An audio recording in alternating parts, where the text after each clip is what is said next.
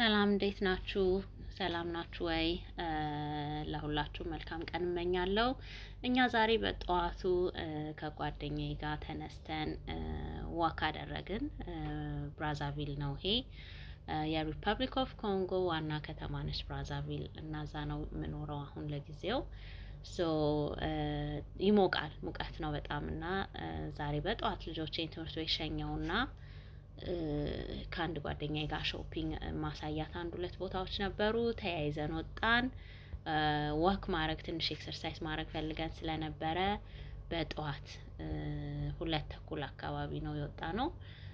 ከዛ ወክ አረግን ለአንድ ሰዓት ያህል ምናልባት ወክ አድርገናል። ከዛ የምንፈልገውን እቃዎች ገዛዛንና ተመለስን።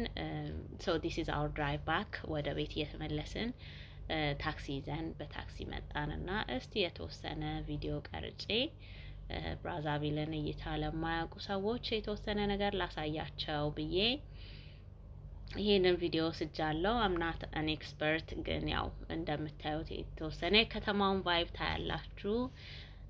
ይሄ ዋናው መንገድ ነው፣ ለብዙ ሾፒንግ የምንሄድበት መንገድ ነው። ኦር ለታክሲ ብዙ ታክሲና ባስም የማይበት መስመር ይሄ ነው።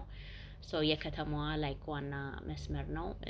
ይሄ ሰፈሩ ደግሞ ሴንተርቪል ይባላል ይሄ አካባቢ።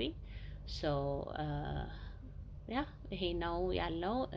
ስለ ብራዛቪል ኤኒ ጥያቄ ካላችሁ እንዳብራራላችሁ የምትፈልጉት ነገር ካለ ጀስት ሌት ሚ ኖው፣ ኮሜንት ላይ ጠይቁኝ። በተቻለ ፍጥነት መልስ ለመስጠት ሞክራለሁ።